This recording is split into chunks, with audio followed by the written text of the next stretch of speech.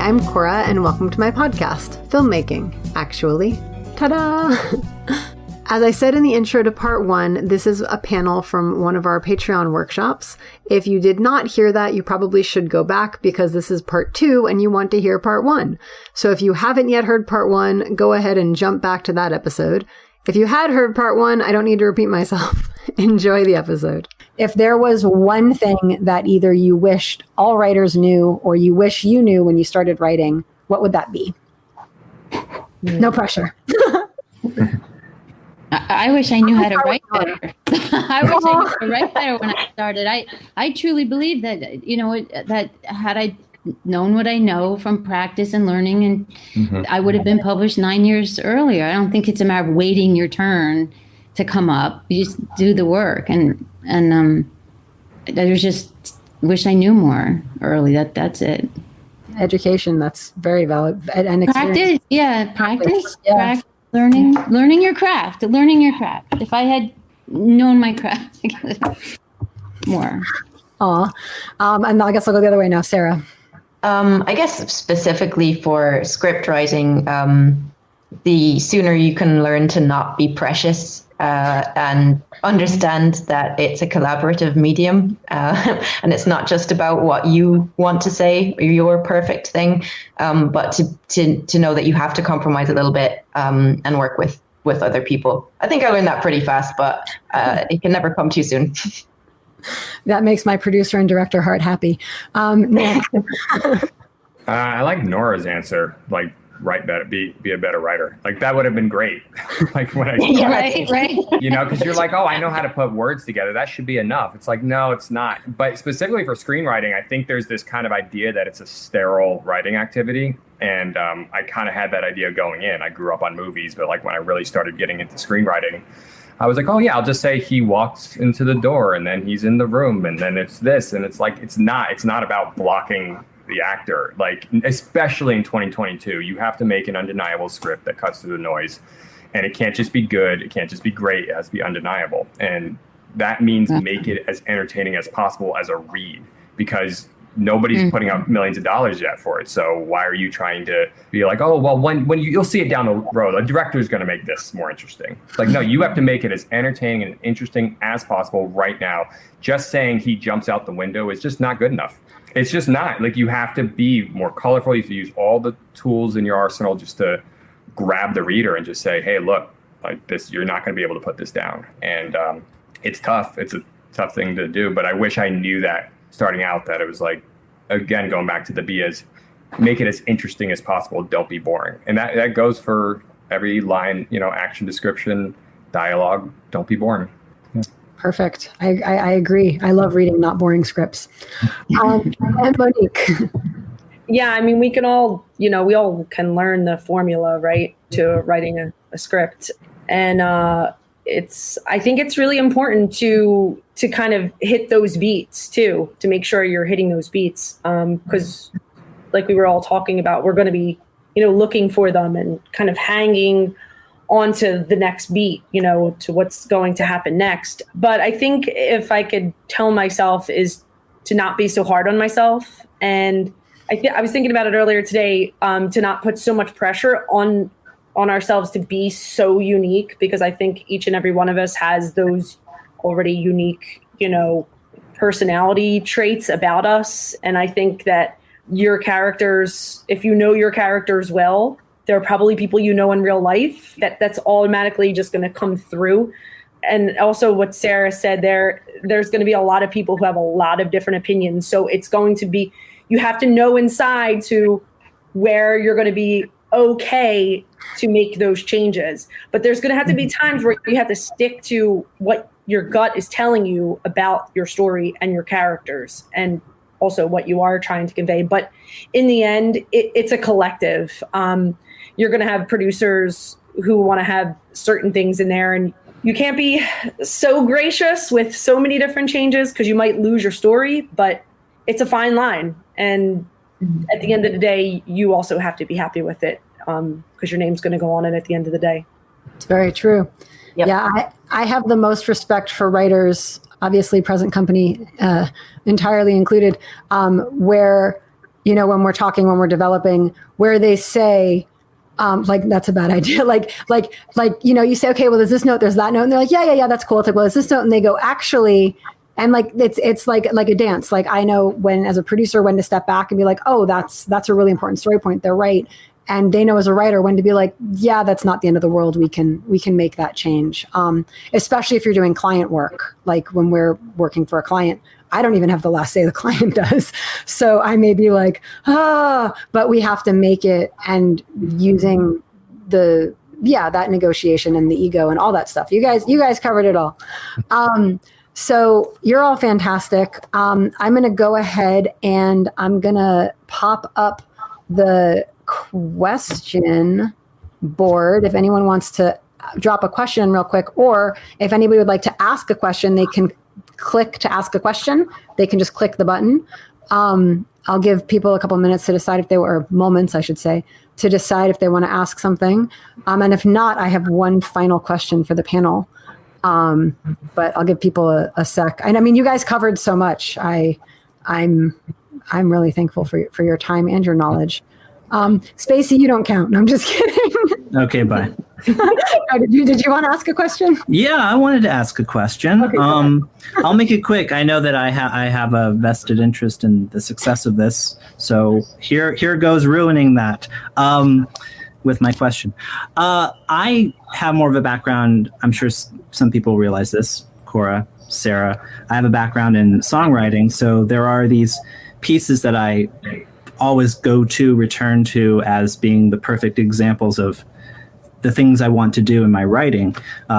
Pieces by Bob Dylan or the Beatles or the Beach Boys or Leonard Cohen and Joni Mitchell, so on and so forth. Is there like a script or a kind of archetypal story that you return to, like maybe one or a handful that you could mention that you think you return to, and maybe it'd be good for people to go to as well as writers, if that makes sense? If I understand the question, it's if the panel, like much the way that a songwriter might have kind of like their songs that they either use for inspiration or use as kind of like I want to be like this, or their sort of like motif setting. Do you have stories that kind of are those rocks for you in your writing process? I mean, like I've heard that Chinatown is the most famous, well-written script of all time. I think that's like my example that I go to. Right. Yeah. And I'll take my answer off the air. Do you guys want to answer that? I mean, I can jump in. If yeah, go ahead. Yeah. I have no idea. I don't have an answer. No, I'm kidding. I think. So what happens when I'm starting a script and I know what genre I'm in and what kind of thing I want to be, I'll usually just go check out certain scripts, even if I've read them before. Like I did a recent one. It's a crime comedy. So I went and checked out Shane Black's The Nice Guys and Kiss Kiss Bang Bang and something else. I'll just go, and maybe some Quentin Tarantino stuff for this recent thing. And I'll just go through and I'll kind of read and I'll just be like, okay, how have the greats done it? I mean, I've read a lot of scripts and I think you should be doing that no matter what. But it's funny because you mentioned songwriting. Like there are a couple things I'll go back to for inspiration, like songs wise. Like I won't necessarily, it's not a screenplay or a book, but if there's a song that inspires me, like there's one specific thing that I'm thinking of, which I don't need to mention, but it's like this 10-minute freestyle by this rapper who, I'm a big hip hop fan, and it's just so inspirational because it's really dense and perfectly written. And it's a 10-minute written freestyle that he raps. It's Black Thought from the Roots. And he just kind of goes through this whole thing. And I watched it. I'm like, this is storytelling and this is writing at its absolute like pinnacle. It's so good. And that inspires me as a screenwriter. So sometimes you just find that thing that just kind of like, I don't know, makes you feel like, geez, I can take on the world and now I'm ready. So whatever that thing is, even if it doesn't seem to be related, that's one of the cookies. I'm just kidding. Yeah. Sure. Read the cookies. Does anyone else want to answer that, or? I agree totally. I read the highest level of literature that I can and aim for it, and I just read the best writers I can. And if you don't reach for as high a level of artistic quality that you can, you're not going to I might end up here, but if I don't reach way up here, so I do the same. I learn from everything. Right. Sometimes reading the worst piece of shit is like, I could do better than that. And reading the greatest thing is like, wow, I wish I could do that. Yeah. So both are sometimes very helpful. Yeah. Awesome. Great. Before I move on, Sarah, Monique, did you want to answer anything? I don't want to, I mean, you're not required to answer every question, but I just don't want to. I think it's interesting, Spacey, because when I was writing this Christmas film, I started listening to Christmas music that my dad used to play. Like he had this like one record, like he would play every Christmas, like when he would take the Christmas records out. And I just actually thought of that. So I listened to a lot of like that type of music when I was getting ready to write. And I would like listen to it over and over. Like I have it on my phone still, I think, and I listen to it every once in a while. But also too, I read it like getting ready to write something else. Like I read the pilot to The Sopranos. And it's like, oh God, it's just like so good. It's like so good, you know, but I have to remember like I'm writing something different, you know, but it gets you into that.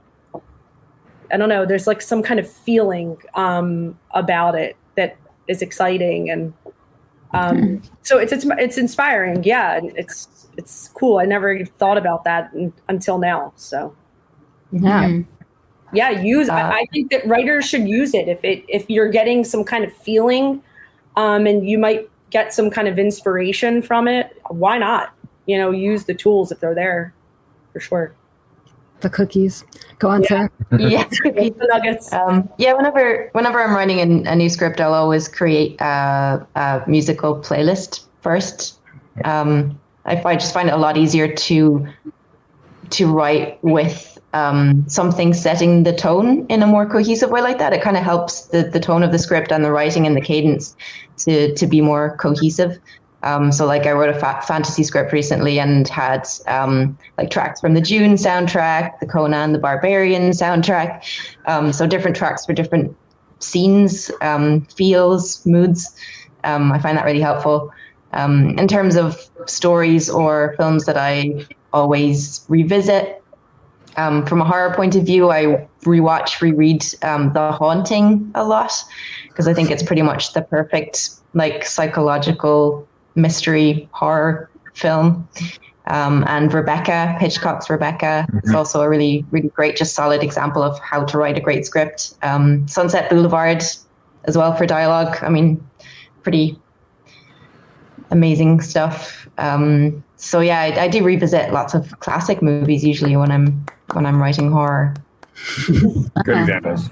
Yeah, no, that's fantastic. I think you guys summed it up. What speaks to you? Like find what does it for you, and just like anything in life.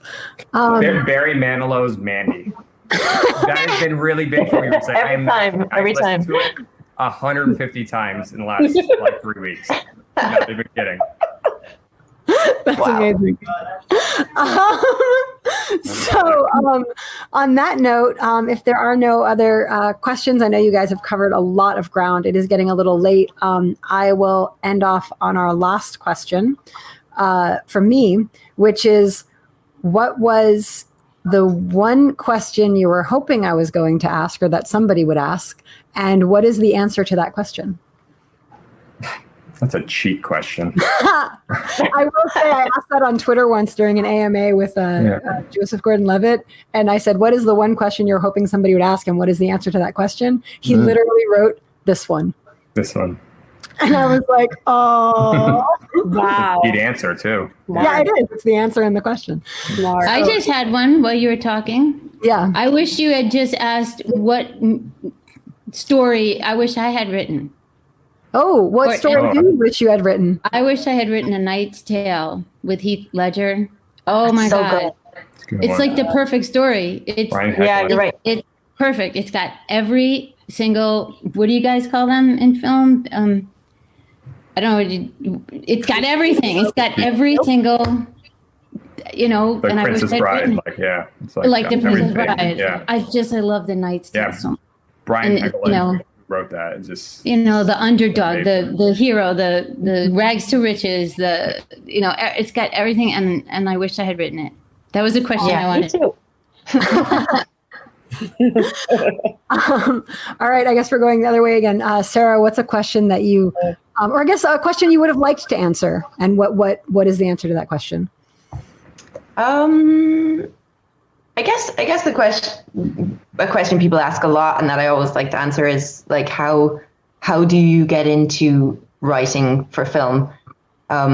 Because the answer is there are 1,000 different ways that you do it, and everyone I've ever met who writes in film has gotten into it a different way.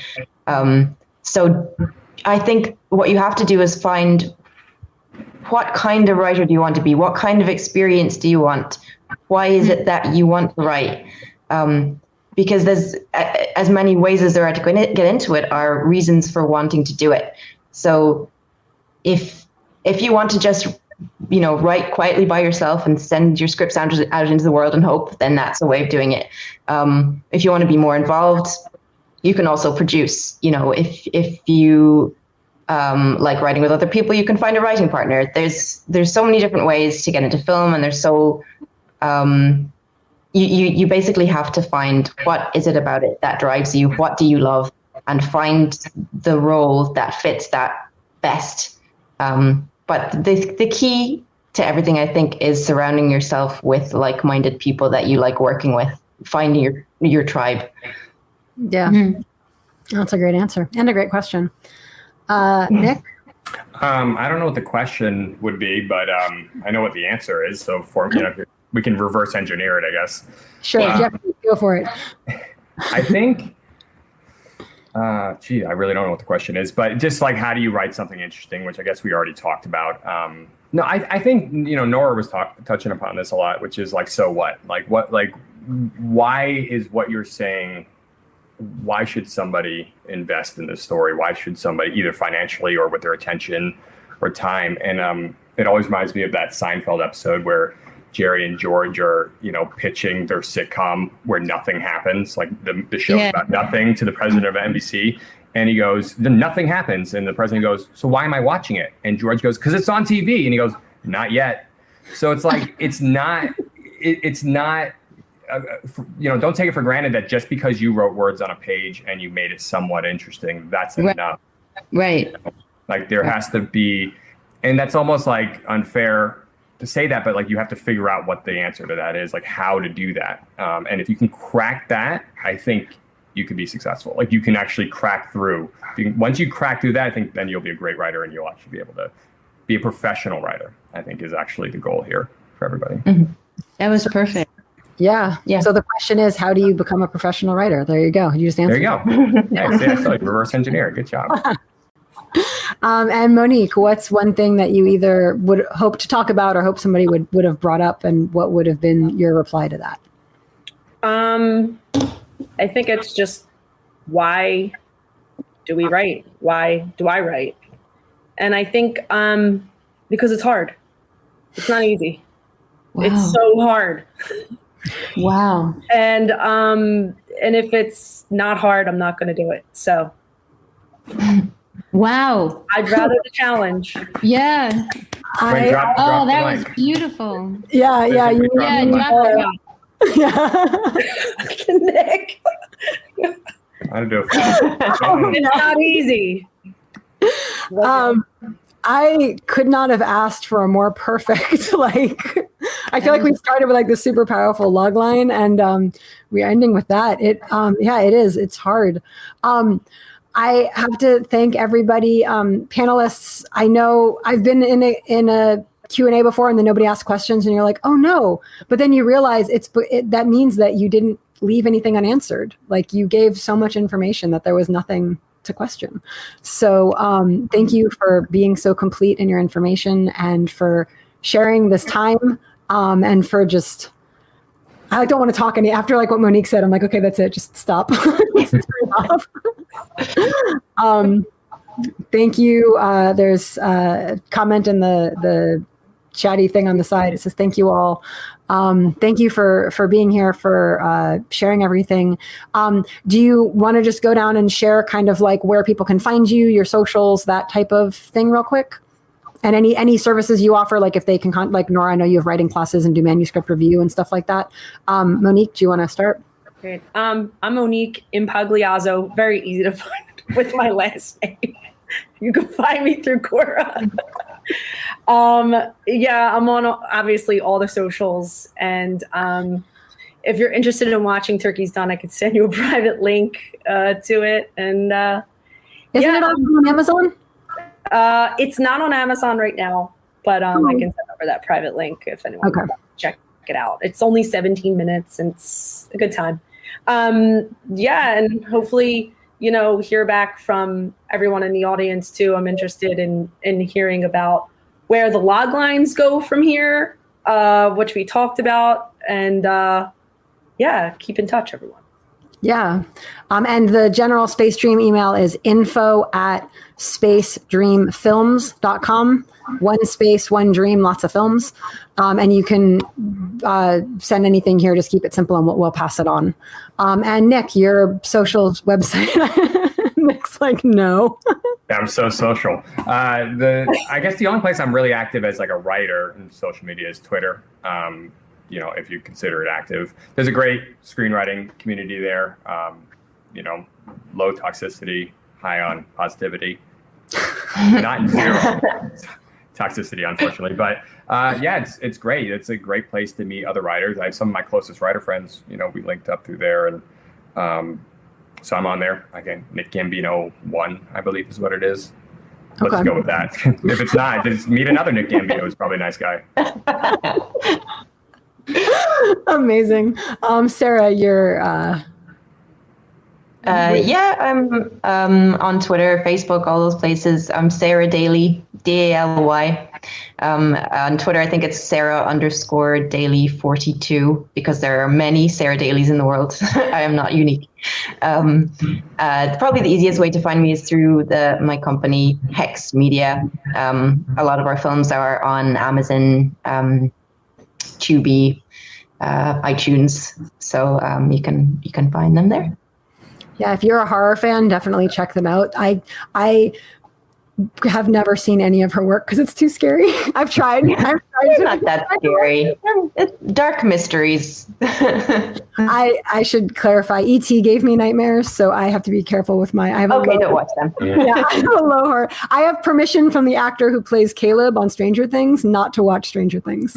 Oh no, yeah. Yeah, that'll scare you. Yeah, but he was like, no, it's fine. And I told him about E.T. and he goes, no, don't watch. I have this little kid, he's standing in front of me. He's like, don't watch it. And I'm like, this is embarrassing. But yeah, Hex Media, great place to go if you're a horror fan. And then Nora, your website, your class. Yeah, it's very generous. So I'm really appreciative if I can give a shout out. I've started a new business with doing manuscript reviews and analysis and editing. And it's called Word Onion. It's called wordonion.us. And I really appreciate you letting me shout that out because, yeah. I will say for anybody who maybe wasn't able to make it for the beginning, we are going to be posting this on our Patreon in full as with a video and everything. And we'll be extracting kind of key moments of audio in our podcast, Filmmaking Actually. Thank you all for doing this, and I keep going back to Monique's because it's hard. Like that's just kind of the there is something to be said for doing something worth doing and being willing to fight the fight to get there. And beautiful. Yeah. Thank you all. I'm gonna go ahead and give you a. There we go. Oh, now there's other people joining in. Hey. Thank you guys so much. And that's the end of the Patreon exclusive writing panel. We at Space Dream Productions want to thank Monique, Nick, Sarah, and Nora for their time. It means so much. And we also want to thank you for listening to Filmmaking Actually. So if you want to become part of the community that we're building over on Patreon, you can visit us over there. We're at patreon.com/Space Dream Films. So yeah, that's about it. Thanks again. Bye. You've been listening to Filmmaking Actually with Cora Linda, Space Dream Productions podcast. Subscribe to us on any or all the podcast platforms, but we especially recommend our sponsor, Anchor. If you like what you hear, leave us 5-star ratings and positive reviews on iTunes and Stitcher. It helps more listeners like you discover the show. But the best thing you can do if you really like the show is tell a friend. Want to leave a comment or ask a question? Email at filmmakingactually@gmail.com. This is Spacey speaking, and remember, a lion would sooner eat a reader than a writer. You know why? Because writers cramp and readers digest. And we'll see you next time.